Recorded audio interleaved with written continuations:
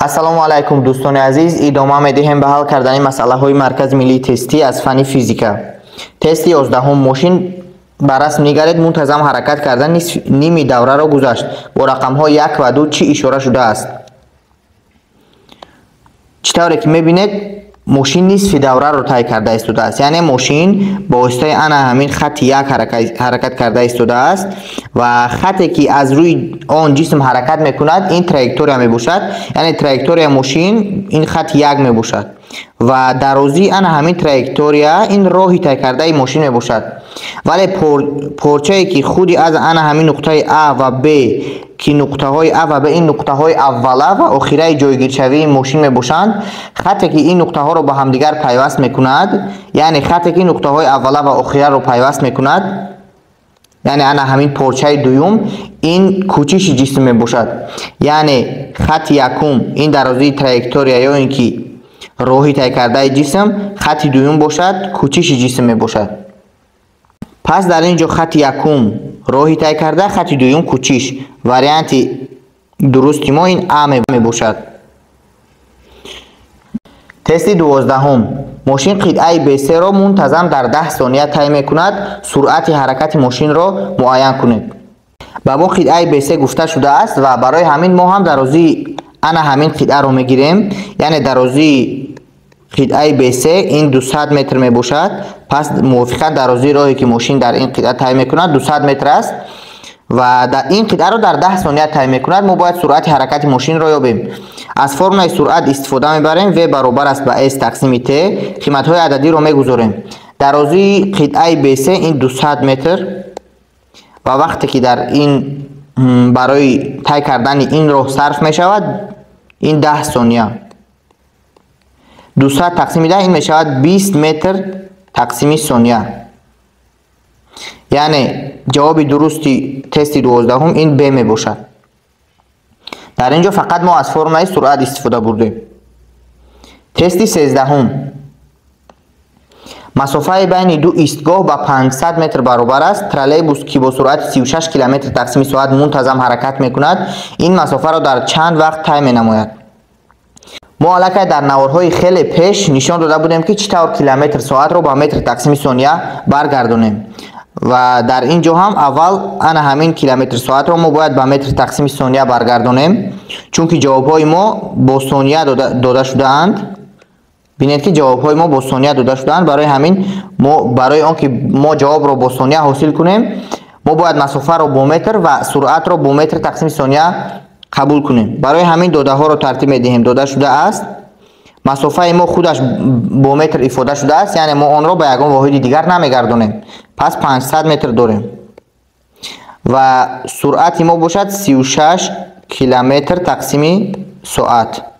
мо бояд ёбем ки дар чӣ қадар вақт,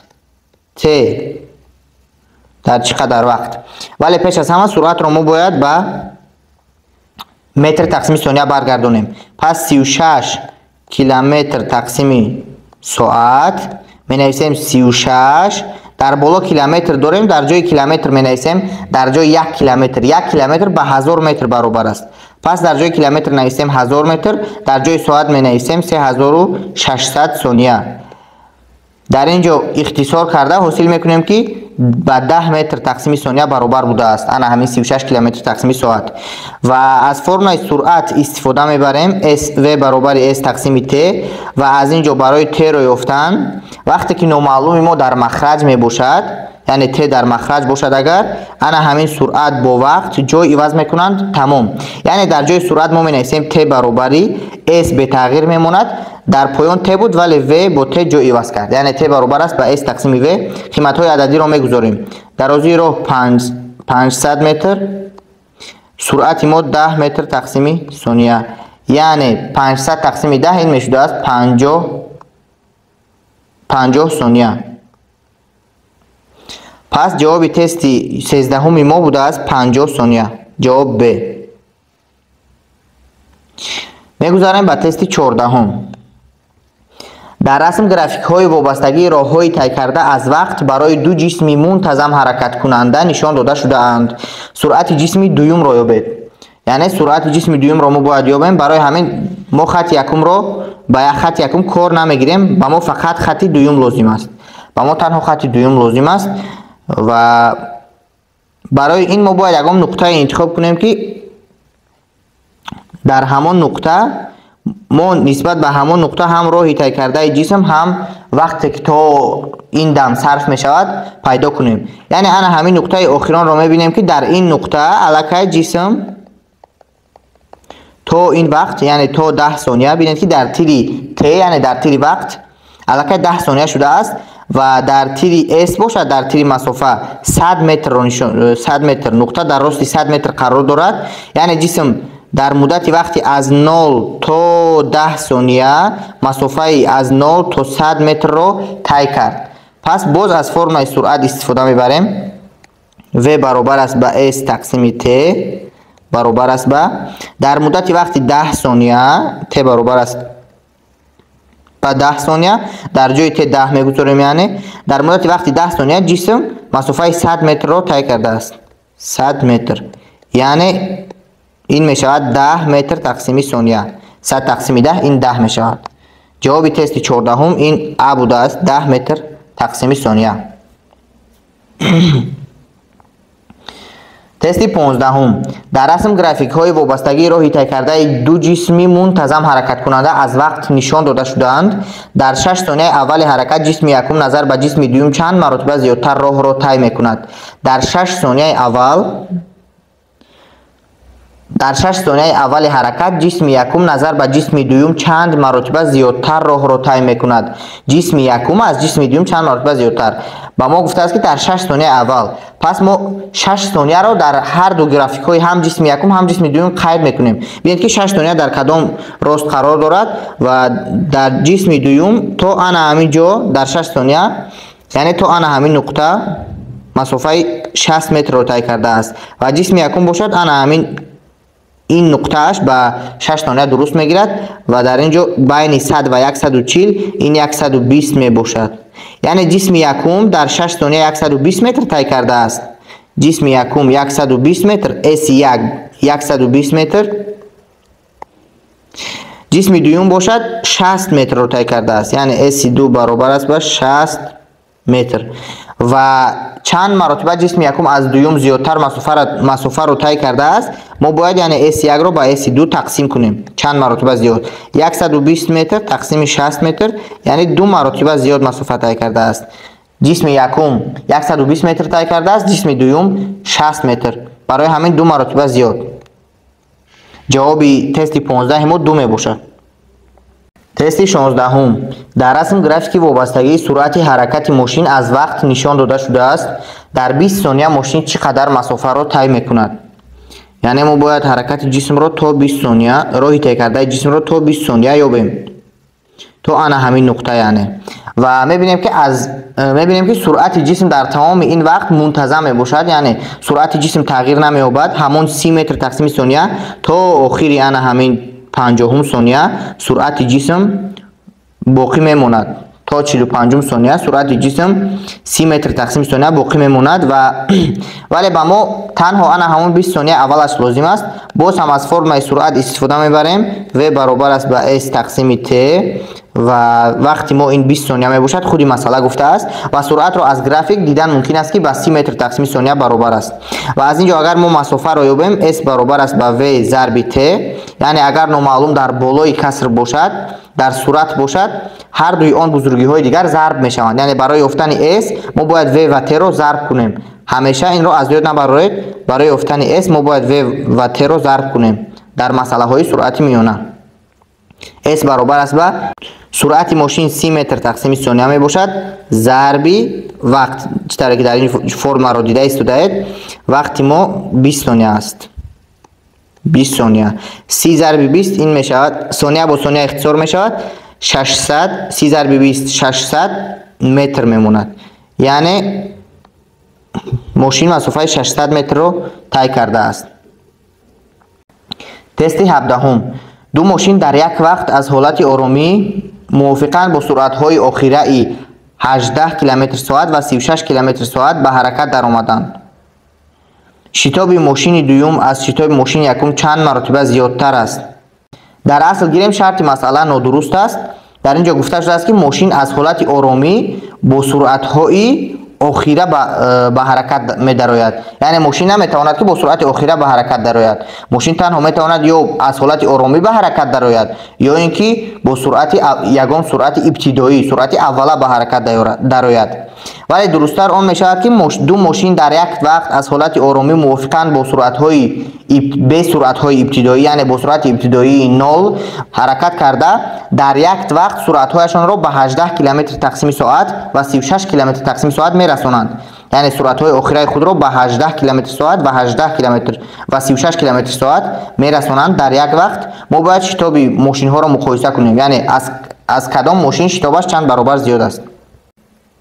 азбасе ки суръати ибтидоии мошинҳо ба 0 баробар аст, пас формаи шитобро ки мо медонем а баробар аст ба v тарҳи v0 тақсими t, дар ин ҷо суръати ибтидоӣ ба 0 баробар будааст. пас танҳо шитоб шакли зенинро мегирад, а баробар аст ба v тақсими t. ва азбас ки вақт барои ҳар дуи ин мошинҳо якхела аст, пас чанд маротиба калон ё хурд будани шитобҳо аз суръат вобаста аст. яъне ҳангоми вақтҳои баробар ва суръатҳои ибтидоии сифрӣ чанд маротибае ки суръат зиёд бошад, ҳамон қадар шитоб ҳам зиёд аст. яъне шитоби ҷисми дуюм аз якум, ин мешавад суръати ҷисми дуюм аз якум чанд маротиба зиёд буданаш. яъне чанд маротибае ки суръати ҷисми дуюм аз якум зиёд мешавад, ҳамон қадар шитобаш ҳам зиёд будааст. v2 ин 36 км тақсими соат, v1 18 км тақсими соат ва 2 маротиба. яъне шитоби мошини дуюм аз шитоби мошини якум 2 маротиба зиёд будааст. пас ҷавоб б. 18. тести 18. агар автобуси мусофирбар бо суръати миёнаи 54 км тақсими соат ҳаракат кунад, он аз шаҳри душанбе ба шаҳри ваҳдат дар чанд вақт рафта мерасад? масофаи миёнаи байни ин шаҳрҳо 18 км мебошад. бинед ки дар ин ҷо суръат бо километри тақсими соат дода шудааст, масофаи мо ҳам 18 км аст ва дар ҷавоби тестҳо ҷавоб вақт бо дақиқа ифода карда шудааст. ва хубтар аст ки биёед инро бо километрҳо ва соатҳо кор мекунем масъаларо, яъне ба системаи си нагардонда. яъне додаҳо менависем v баробар аст ба 54 км тақсими соат, s баробар аст ба 18 км ва мо бояд ёбем ки масофаи миёнаи байни ин шаҳрҳо дар чӣ қадар вақт рафта мерасад, t. аз формулаи суръати миёна истифода мебарем, v баробари s тақсими t, чӣ тавре ки аллакай мо дар яке аз масъалаҳои боло қайд кардем, барои ёфтани t мо бояд танҳо t-ро бо v ҷой иваз кунем, тамом. яъне v дар поён навишта мешавад, t бошад дар ҷои v ва қиматҳои ададиро мегузорем. s 54 км тақсими соат, s 54 км тақсими соат, v мо 18 км, s мо 18 км, бубахшед, s мо 18 км будааст, v бошад 54 км тақсими соат ва 18 тақсими 54, ин албатта 18 зарби 3 54 мешавад, пас 1 тақсими 3. бо 18 ихтисор мекунем, ҷавобмон 1 тақсими 3, вале азбас ки дар ин ҷо километр тақсими соат ва километр доштем, яъне воҳидҳои мо бо километр ва соат буданд, пас ҷавоби вақти мо, ҷавоби t бо соат мебарояд, 1 тақсими 3 соат. ва мо медонем ки 1 соат ин 60 дақиқа мебошад, пас дар ин ҷо мегузорем 1 тақсими 3 зарби 1 соат, 1 соати мо ин 60 дақиқа аст, пас мешавад 60 дақиқа тақсими 3, 60 дақиқа тақсими 3 ин мешавад 20 дақиқа. ин буд ҷавоби тести 18ум, яъне ҷавоб б, 20 дақиқа. тести 19ро бинед. радиф дар гирди замин ҳаракат карда қитъаи аберо дар 10 сония тай намуд. суръати миёнаи ҳаракати радифро муайян кунед. суръати миёнаи ҳаракати радиф ё ки суръати хаттии онро муайян мекунем. суръати хаттии радиф ин дарозии роҳе ки тай мекунад тақсими вақте ки барои тай кардани ин дарозии роҳ сарф мешавад. дарозии роҳе ки тай мекунад дар расм нишон дода шудааст 80 км, 80 км ва ана ҳамин 80 км-ро радиф дар 10 сония тай мекунад, яъне дар ҷои t мо бояд 10 сония гузорем ки худи масъала ба мо гуфтааст, яъне 80 км тақсими сония. агар мо рақамҳоро ба ҳамдигар тақсим кунем, бинед 80 тақсими 10 ин мешавад 8 و اکنون واحدها رو ببینید که در اینجا واحدهای ما این کیلومتر و ساعت کیلومتر و ثانیه میباشند. کیلومتر تقسیم ثانیه.